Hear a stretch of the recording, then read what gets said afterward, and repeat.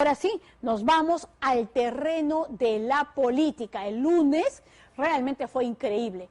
Era como si realmente fuera una novedad y se informó que Odebrecht había demandado al Perú ante el CIADI.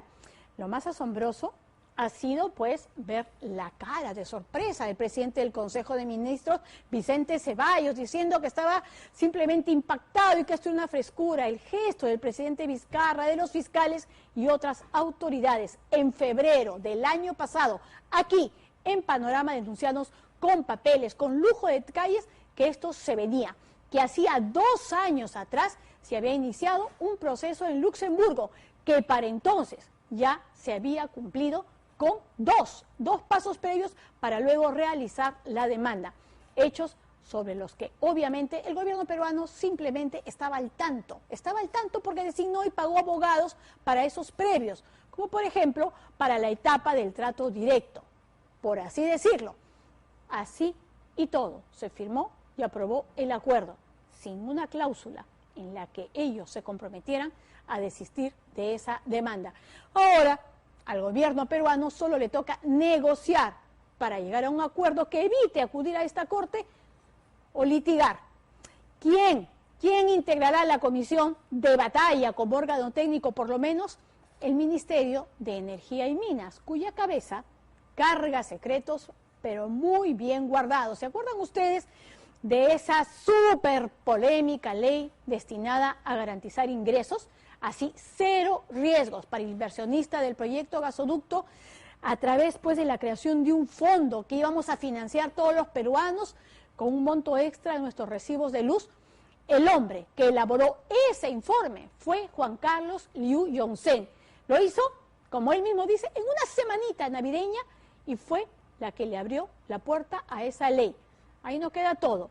Lo hizo mientras era asesor del ministerio, pero como ingresó a través de su empresa consultora. Así fue que cobró, consultora que tuvo entre su cartera de clientes a Odebrecht.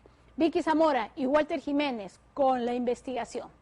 Nombrado por el presidente Martín Vizcarra, su nombre, Juan Carlos Liu Yongzhen. Sí, juro. Lleva 4 meses en el cargo y hoy usted conocerá sus secretos mejor guardados. Usted estaba a la cabeza de Cosanap. Sí. Antes de ser ministro, fue gerente general, socio fundador de la empresa Cosanap, dedicada a las consultorías. Liu es un ministro que tuvo en su cartera de clientes a una empresa con la que hoy debe sentarse como parte de una comisión especial de un equipo negociador del Estado. ¿Conoce usted al señor Simón Barata? No. ¿Nunca se ha reunido con él? ¿Con algún funcionario de Odebrecht? Bueno, en el marco de, ahora que estoy en la gestión, nos hemos reunido con algunos funcionarios.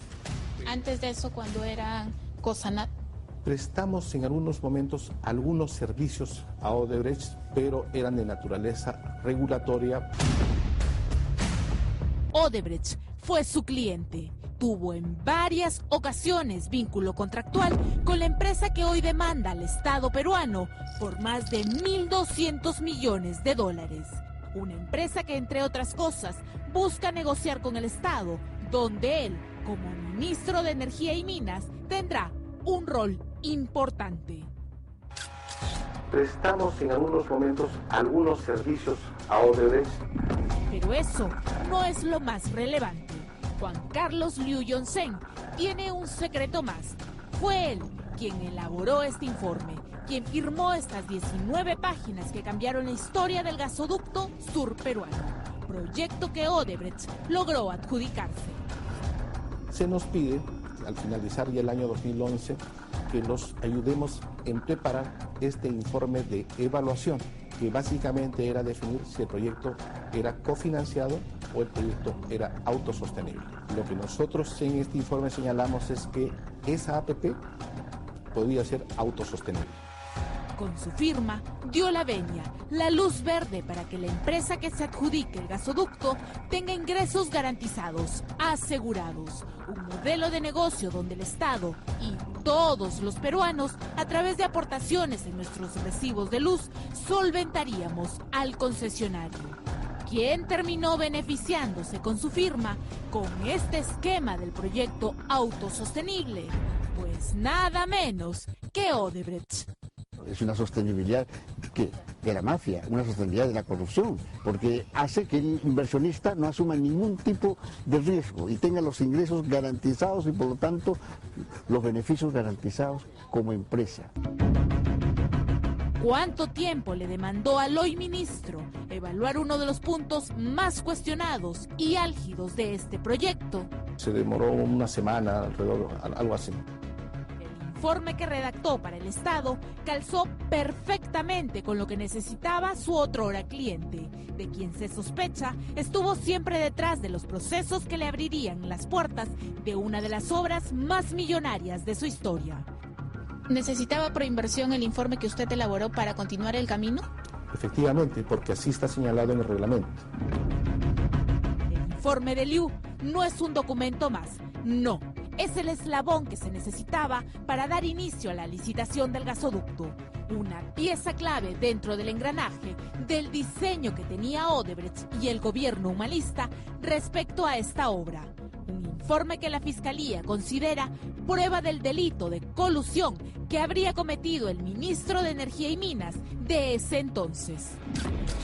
Todos los detalles de este nuevo escándalo ministerial aquí en Panorama.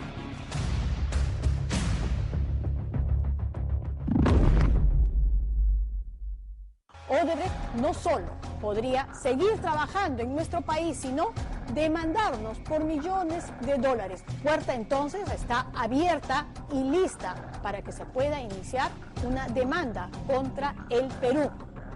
Hace un año, Panorama advirtió las pretensiones de Odebrecht. Hace un año, advertimos que la empresa brasilera estaba recurriendo a Luxemburgo para solicitar un arbitraje internacional. El arbitraje internacional consta de 3 pasos. El proceso iniciado por Odebrecht ya concluyó con el paso número 1, dejar sentado el reclamo. Ya se ejecutó también el paso número 2, el trato directo. Y solo queda por concretar el paso número 3, el último, la demanda internacional. El presidente y su premier han mostrado sorpresa e indignación. Pero aquí, un detalle. El ministro Louis Johnsen se reunió a inicios de este año con representantes de Odebrecht, empresarios que ya advertían sus intenciones de solicitar un arbitraje en Luxemburgo. Ahora que estoy en la gestión, nos hemos reunido con algunos funcionarios.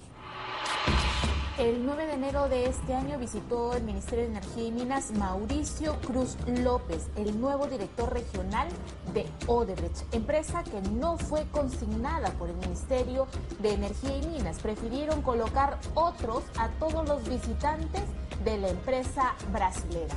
Ellos sostuvieron una reunión de trabajo con el ministro Juan Carlos Liu Johnsen en el despacho ministerial, exactamente en la sala 1 chica, desde las 9:20 hasta las 10:50 de la mañana, es decir, 1 hora y media. Pero él no fue solo, lo acompañó Rogerio Bautista Novoa, director de Odebrecht, el peruano Ricardo Enrique Escobar Sánchez y Ricardo Luis Machado Güell, representante de Odebrecht en el Perú. En manos de Louis Johnsen recaería la nueva licitación que el Estado busca impulsar. Licitación que su antiguo cliente también exige. Están dispuestos a suspender el proceso arbitral si se garantiza lo más pronto posible el reinicio del proyecto gasoducto sur peruano por otro inversionista privado, sin costos para el Estado. El reinicio del proyecto es algo que Louis Johnsen asegura se dará. Desde el Estado existe la prioridad de llevar adelante el SIDGAS, toda vez que es un proyecto priorizado, como te dije, dentro del plan de infraestructura, y es un proyecto muy necesario para incrementar la confiabilidad del sistema eléctrico peruano, para la masificación del gas natural en la macrorregión sur.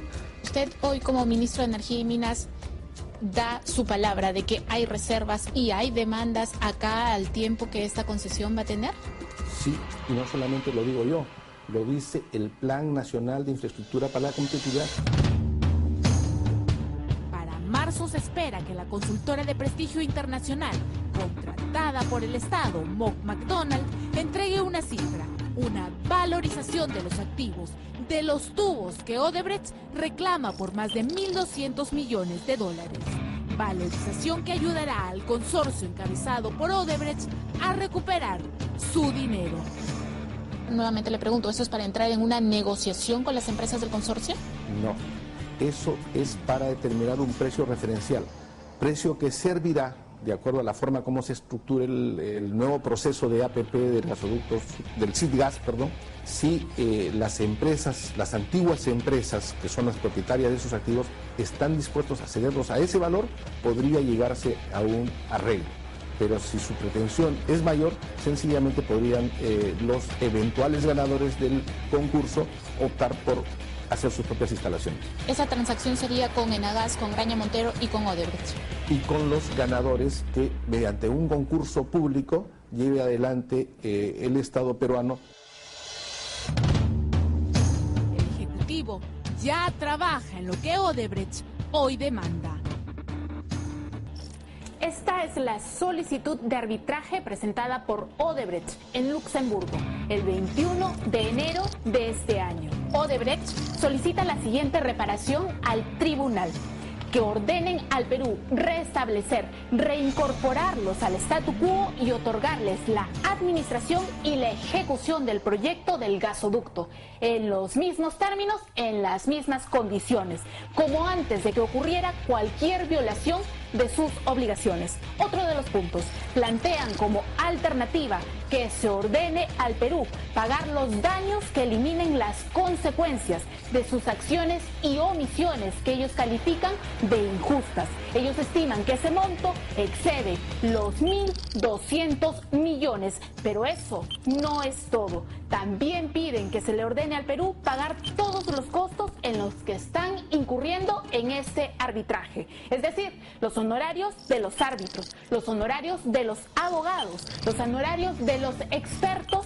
y de los consultores que trabajan para ellos, incluso de los propios empleados de Odebrecht. Y terminan este documento de 40 hojas señalando cualquier otra reparación que el tribunal arbitral considere justa y apropiada.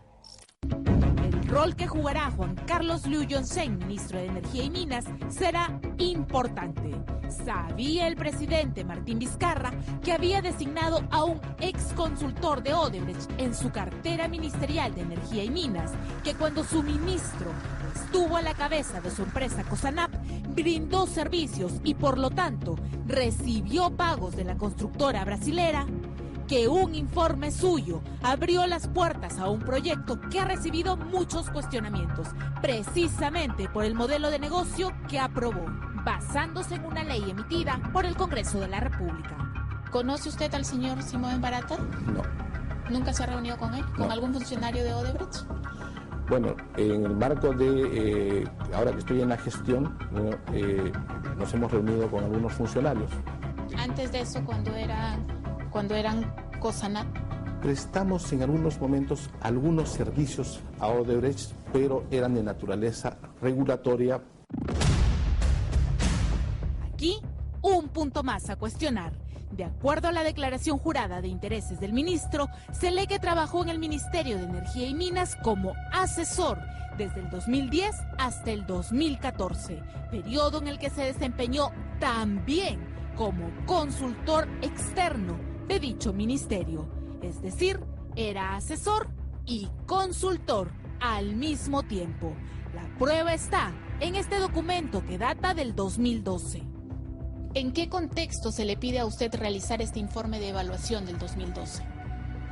Ese informe fue requerido por el viceministro de Energía de la época, ¿no? Toda vez que el proyecto ya había sido lanzado y existía una observación del Ministerio de Economía, quien le comunica al Ministerio de Energía y Minas que dicen: señores, tenemos ciertas dudas respecto a que si el proyecto puede ser clasificado como un proyecto cofinanciado o un proyecto autosostenible. Entonces, se nos pide, al finalizar ya el año 2011, que los ayudemos en preparar este informe de evaluación. Un informe que cambió todo el esquema, que avaló, que aprobó que el proyecto sea una asociación público-privada. Así quedó registrado en el informe Lavajato del Congreso de la República. ¿Qué cambia con este informe? Que toda la inversión, o la mayor parte de la inversión, la termina haciendo usted, la señora, el señor que me escucha en este momento, que me ve en este momento, todos los peruanos. Y vamos a pagar para que Odebrecht se llenara los bolsillos. La empresa del ministro Liu no fue seleccionada a través de un concurso, sino a dedo. Se trataba de una menor cuantía. ¿Cuánto tiempo demandó esta evaluación, la realización de este informe? Fue un informe corto porque fue una mínima cuantía y tal como lo señaló el viceministro en el momento, era casi fines de año. Me acuerdo que era cercanos a Navidad, ¿no? Que señalaban de que necesitaban urgente este informe, que era un informe de mínima cuantía. Entonces se demoró una semana, alrededor, algo así. Los ministerios, los funcionarios, procesos de mínima cuantía los deciden directamente sin necesidad de concurso. Refleja un determinado escenario, me parece que es una especie de válvula para pasar al otro lado, porque en términos técnicos un informe de una semana de corta duración, de 19 páginas, me parece que ha sido más bien una especie de consultoría express. Pero la evaluación, el análisis y la redacción no fue lo único express. El 3 de enero del 2013, el entonces ministro de Energía y Minas, Jorge Merino Tafur, investigado hoy por colusión justamente por este documento, presentó al director de Proinversión el informe de Liu Yongzhen y solicitó incorporarlo en el proceso que dio origen a la licitación del gasoducto surperuano. Pero este informe, justamente la investigación que está realizando la fiscal Norma Mori, este informe es una de las pruebas que ella utiliza como indicios colusorios para el entonces ministro de Energía y Minas, que es quien presenta este informe a Proinversión, su informe. Este informe fue presentado por el ministro como parte de lo que de reglamento de la ley de las APPs de esa época señalaba que debía presentarse.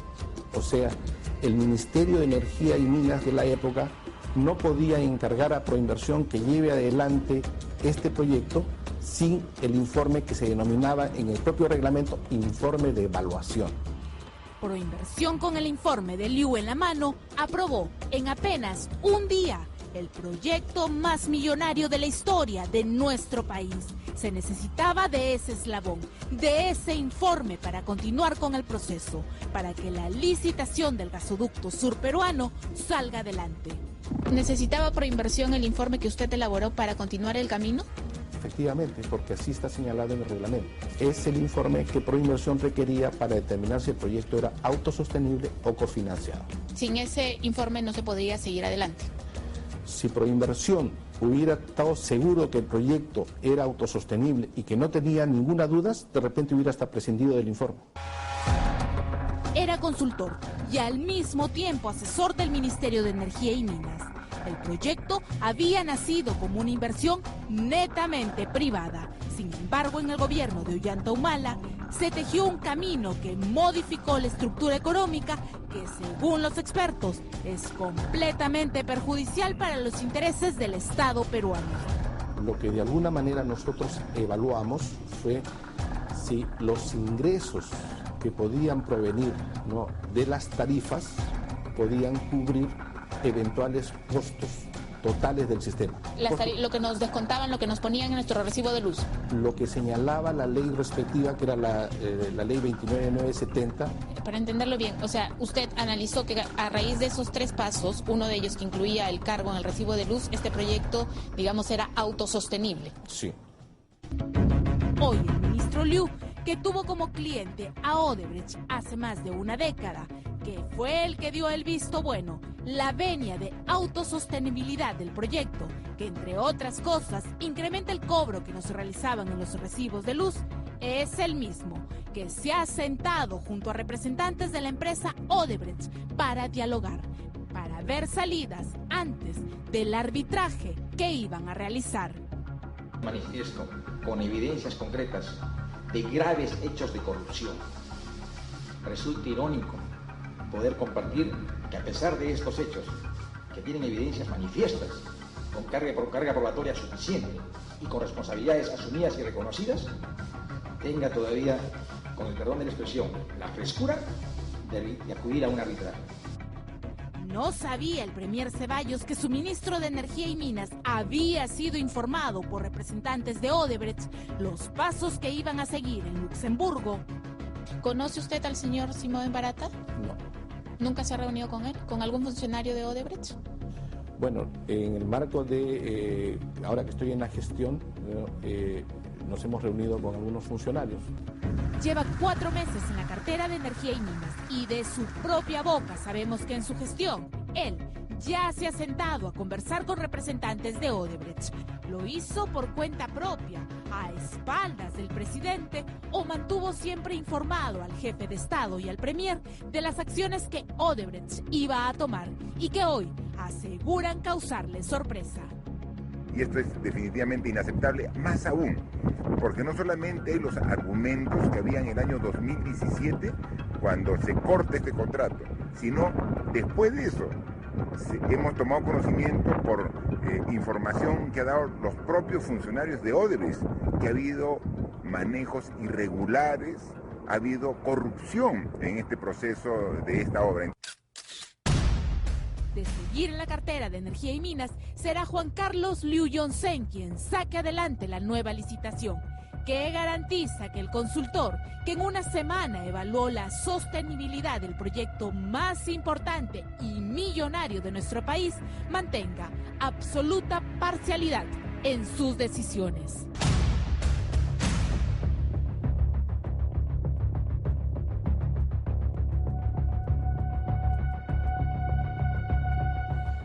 El otrora ministro de Energía y Minas, Jorge Merino, en este momento, en estos días, está siendo investigado por colusión. Y entre los tantos hechos que sustentarían esas sospechas están precisamente la cláusula que elaboró el actual ministro Juan Carlos Liu Yongzhen. Pero él está muy bien, está tranquilo, es un ministro de Estado. Y que además ahora a sus otrora clientes lo que hace es colocarlos o identificarlos como otros, cuando tiene que figurar en el cuaderno de visita, cuando los visitan, por supuesto, en el Ministerio de Energía y Minas, ¿no? O si no, termina saliendo en los medios a decir, uy, yo me he reunido casi por imposición del procurador Jorge Ramírez. Ya pues, ¿no? A estas alturas del partido. Ojo que ahí no quedan todas sus consultorías. Ustedes han visto que en los últimos días han habido una serie de críticas respecto a Ocinermí, porque se han conocido que gastaba pues barbaridades de dinero en asesorías en lugar de utilizar esos fondos para fiscalizar. Pues resulta que entre las tantísimas consultorías de Ocinermí, las millonarias consultorías de esa institución, pues la empresa del ministro Liu Yongzhen aparece como una de las más favorecidas en ese sentido. En los últimos 3 años ganó, por ejemplo, 1 millón de soles por año, cada año, 3 años seguidos, 1 millón, no sé cuántos. Eran tan necesarias esas consultorías y de esa manera tan sistemática y sostenida durante 3 años más de 1 millón, además de otras más, por supuesto, que las hemos venido informando a través del Twitter. Pero en fin, pasemos a